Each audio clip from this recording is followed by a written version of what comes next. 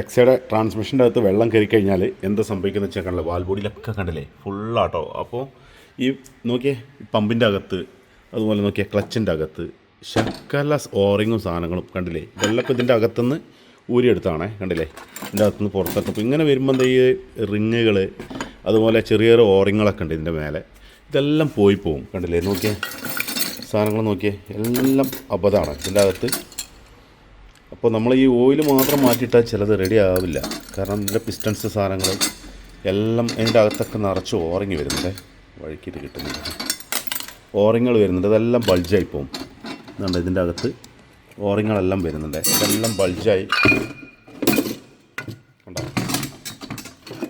ഈ ഓറിങ്ങളെല്ലാം ബൾജായി പോകും. ഇതാണ് അപ്പോൾ എന്താണെന്ന് പറഞ്ഞാൽ പിന്നെ ക്ലച്ച് സ്ലിപ്പിങ് കാര്യങ്ങൾ ഇതെല്ലാം വരും കേട്ടോ. ഇതിൻ്റെ അകത്ത് കഴിയുന്നത് നിങ്ങൾ എന്താക്കാന്ന് പറഞ്ഞാൽ ആ കൂളർ കഴിയുന്നത് മാറ്റാൻ നോക്കുക, തെർമോസ്റ്റാറ്റ് വാൽവ് റേഡിയേറ്റർ ചെക്ക് ചെയ്യുക. കാരണം ഓവർ ടെമ്പറേച്ചർ ആയി കഴിഞ്ഞാൽ ഈ പറഞ്ഞ പ്രശ്നങ്ങൾ വരുന്നുണ്ട്.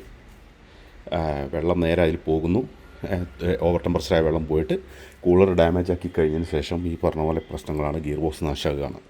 അപ്പോൾ നമ്മൾ അടിയിൽ കൂടെ ഓയിൽ മാറ്റിക്കഴിഞ്ഞാൽ വെറുതെ ഓയിലിൻ്റെ പൈസ വേസ്റ്റ് ആകുക. ഇപ്പോൾ നോക്കിയത് തൃശ്ശൂരിൽ നിന്ന് വന്നൊരു വണ്ടി കേട്ടോ, തൃശ്ശൂരിൽ നിന്ന്.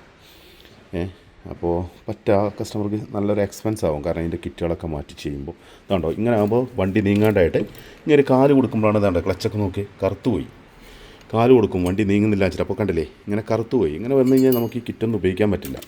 അപ്പോൾ ഓയിൽ മാറ്റി റെഡി ആവില്ല എന്ന് ചോദിച്ചു കഴിഞ്ഞാൽ ഓയിൽ മാറ്റി റെഡി ആവില്ല. ഇങ്ങനെ കുറേ എക്സ്പെൻസ് വരാൻ ചാൻസ് ഉണ്ട് ഇവർക്ക്.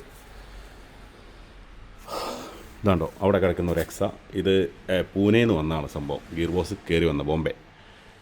ഓക്കെ, അതും ഇതേമാതിരി 6L50 ആണ്. അപ്പോൾ ശ്രദ്ധിക്കുക, അത് കൂളർ വെച്ച് കഴിഞ്ഞാൽ ഒരു പ്രശ്നമല്ല. വണ്ടി ഈ പറഞ്ഞ പോലെ 50,000 1 ലക്ഷം കിലോമീറ്റർ എന്നുള്ളതൊക്കെ 3 ലക്ഷം 4 ലക്ഷം 5 ലക്ഷം കിലോമീറ്റർ വരെ സുഖമായിട്ട് കിട്ടും.